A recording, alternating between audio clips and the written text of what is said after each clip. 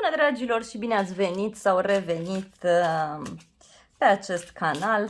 Dacă titlul vi se potrivește, înseamnă că aveți aici mesaje cu siguranță pentru voi. Hai să vedem ce s-a întâmplat în trecut, ce ați gândit voi, ce a gândit cealaltă persoană, care este situația actuală din punctul vostru de vedere, ce crede cealaltă persoană în momentul de față, ce urmează să se întâmple în relația voastră, pentru voi, pentru ceilalți. Aici e vorba de o relație la distanță sau de cineva care a plecat. Vreți să vă mutați cu cineva, așteptați pe cineva de la drum, alții. Hai să vedem, dragii mei.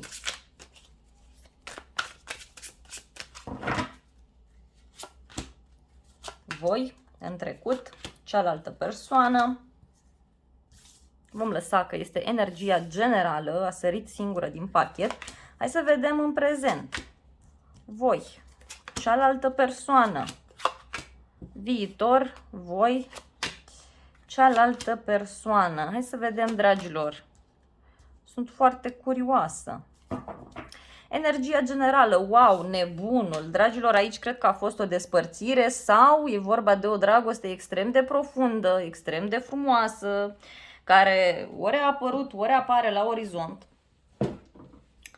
Și pentru unii dintre voi e vorba de o mutare, vreți să vă mutați cu cineva, dar chiar dacă vreți voi, nu vreți, oricum acest aspect se întâmplă.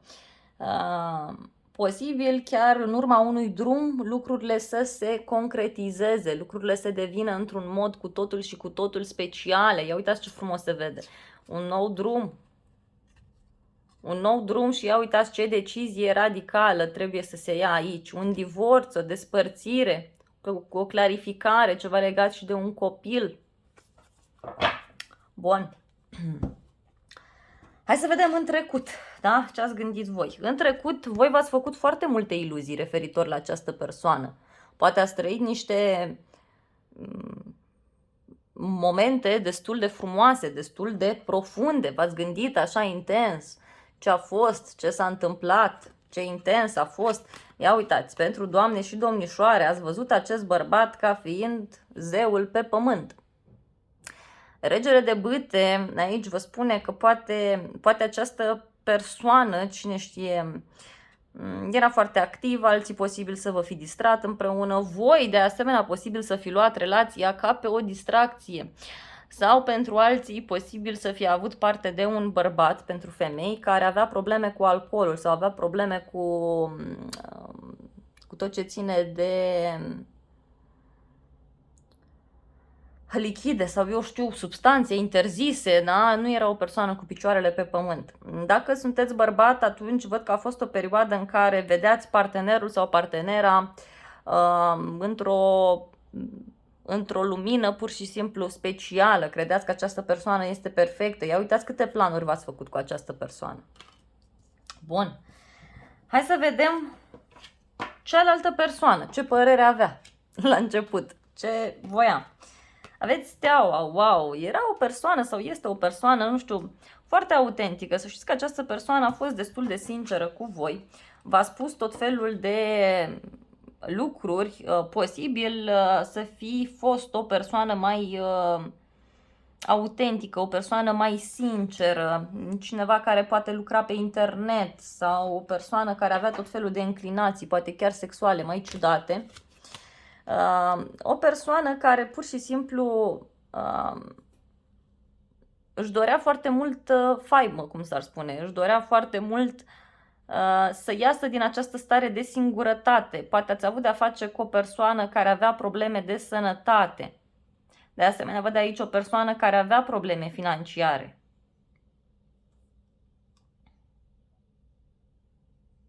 Și o persoană care se simțea foarte bine alături de voi, dar această persoană, să știți că se simțea și frustrată din punct de vedere material. Poate era cineva care avea legătură cu zona medicală sau dorea foarte multă afirmare din acest punct de vedere. Poate discutăm și de o persoană mai spirituală. Să știți că această persoană se simțea foarte liber alături de voi sau foarte liber. Bun, dragilor. Hai să vedem aici totuși ce gândea cealaltă persoană, despre ce e vorba, acest 5 de monede. Să știți că e cineva care se simțea ușor singur sau singură în această relație. E cineva care nu se simțea foarte bine. Au căzut mai multe cărți, o să le luăm pe toate. E vorba de o persoană care parcă tot aștepta ca voi să faceți un gest. Aici văd o răceală care totuși a fost văzută din partea celelalte persoane. Poate ați avut parte de o persoană dificilă, o persoană care era așa cu capul în nori. Pentru bărbați poate să fie vorba de o femeie care nu punea foarte mult preț pe zona materială, pe zona financiară. Pentru bărbați văd aici că pentru femei, văd că această persoană, să știți că se simțea frustrată sau frustrată, așa cum am spus, pe statutul vostru material. Aici ceva nu convenea. De asemenea, văd o persoană ușor zgârcită aici. Da? Ați avut de-a face cu o persoană mai zgârcită sau mai conservatoare în gândire. Ia uitați. Și posibil ca această persoană să fi luat decizia să rupeți relația sau posibil din acest motiv această persoană să fi devenit mai rece sau să fi încercat să găsească o soluție diferită la această problemă. Mergem mai departe, în prezent, hai să vedem ce gândiți voi, da? Cum simțiți voi toată această poveste. Avem lumea și cu marea preoteasă. Dacă lucrurile sunt bune între voi, atunci văd că voi simțiți că ăsta e destinul vostru, că omul ăsta este destinat, că trebuie să stați cu el sau cu ea. Și așa este. Trebuie să stați cu el sau cu ea. Poate pentru unii posibil, dacă lucrurile nu prea au fost atât de bune pentru voi, unii posibil să simțiți o apăsare aici, să spuneți, domnule, nu mai pot în situația asta. Adică e nevoie să se ia o decizie, e nevoie ca cineva să închidă un ciclu. Alții posibil să vă simțiți foarte protejați sau să vă simțiți foarte protejați de către univers că v-a luat asemenea personaj de pe cap. Aici oricum ar fi să știți că a fost o relație toxică sau cel puțin în prima etapă relația a fost foarte mult bazată pe lucruri toxice. Nu știu cine avea vicii și ce se întâmpla pe acolo sau cine avea probleme de altă natură, dar ceva nu era în regulă. Hai să vedem acum cealaltă persoană, ce face, cum este, ce gândește față de voi, cum se simte în relația cu voi, asta dacă mai sunteți într-o relație. E o persoană care pur și simplu poate acum este bine din punct de vedere financiar și posibil această persoană să simtă că voi sunteți lumea. Poate acum să-și fi dat seama cât de valoroși sunteți voi. Dar să știți că este o persoană care pur și simplu probabil s-a schimbat sau se schimbă la 180 de grade. Pentru că, uitați, dacă înainte această persoană nu dădea 2 bani pe zona materială, sau cel puțin așa vă spunea vouă, acum contează foarte mult. Acum, fără bani, această persoană consideră că nu puteți să mergeți mai departe. De asemenea, este cineva care se simte, dacă sunteți în vreun trio, o relație de trio, aveți aici o persoană care se simte vinovat sau vinovată pentru că este căsătorit, pentru că are pe cineva, sau de asemenea să știți că este o persoană căreia cam este teamă așa de ideea aceasta de familie, de stabilitate, iarăși pentru alții dintre voi. Ia să vedem aici cu 5-ul ăsta de spade. De asemenea, e o persoană care consideră că îi faceți o nedreptate. Da? E cineva care se află într-un compromis, iarăși, dragilor, pentru alții dintre voi. Și ia uite, s-a întors Regina de Spade. Cuiva este teamă să clarifice o situație. Dragilor, dacă e vorba de vreo familie care este în destrămare, nu știu ce să spun aici momentan. Adică acestei persoane este foarte, foarte teamă să facă acest pas. Este foarte teamă. Ia uitați ce blocaj are. Deci merge așa spre un nou început, dar este blocat sau blocată.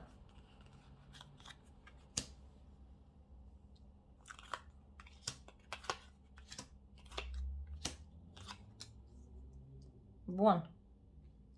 Da, dragilor, aici sunt tot felul de jocuri, ca să spun așa. Este cineva care să știți că vă cam minte, ca să spun, referitor la ceva care ține de zona banilor. Posibil cineva să aibă probleme cu banii, deci această persoană să aibă probleme cu banii, să nu vă spună acest lucru. Poate fi o persoană care cam place așa bea, da, sau îi place să se relaxeze din acest punct de vedere. Ia uitați, o persoană care face și drumuri și care ori este cu capul în nori când le face, da, ori așa energetic vorbind e cu capul în nori, ori consumă niște lichide, substanțe, ca să spun așa. Ia uitați, iarăși apare condusul și așa. Bun, ce mai văd aici? Mai ales dacă sunteți doamne, e vorba de un bărbat care are astfel de apucături. Dacă sunteți domn, atunci e vorba de o femeie mai rece, e o femeie care este mai manipulatoare ușor din fire. E o persoană care stă foarte bine la ea în familie, este foarte bine înfiptă acolo, poate este foarte respectată, da, pentru ceea ce face sau în general vorbind. Și văd aici că e o persoană care este teamă așa de această idee de nou început și o persoană care este teamă de ideea de a se lega la cap cu cineva, de a avea o familie, de a întemeia un cămin, iarăși pentru alții dintre voi. Hai să vedem în viitor, dragilor, ce se întâmplă, ce veți gândi voi, cum veți fi voi. 8 de spade, blocați, ia uitați, blocați, pedepsiți.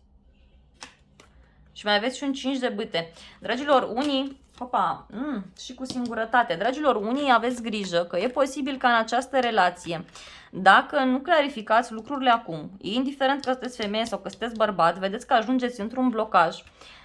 E posibil ca această persoană să fie foarte geloasă din fire, da? Sau să stați în acest blocaj de trio, dacă sunteți în așa ceva, multă vreme de acum încolo. Multă vreme de acum încolo și mie nu-mi place ce văd. Ia să vedem noi de ce e acest blocaj de aici. Poate e vorba de o persoană care este extrem de geloasă și nu vă lasă să comunicați, să ieșiți, cel puțin asta urmează, da? Pentru alții posibil să fiți prinși într-o ceartă, într-o situație care nu vă aparține, pur și simplu. Nu e pentru voi. Hai să vedem. Ia uitați ce apăsare mare văd aici. O apăsare mare care ține de zona copiilor, de persoane mai tinere. Posibil să aveți probleme cu foștii copii. Sau dacă voi vreți să faceți copii, să știți că posibil să urmeze o etapă din această relație în care lucrurile să fie așa mai închise, mai ciudate, cel puțin pentru voi. Adică nu o să le simțiți foarte, foarte benefice. Hai să vedem acest 5 de bâte, să îl clarificăm, dragilor.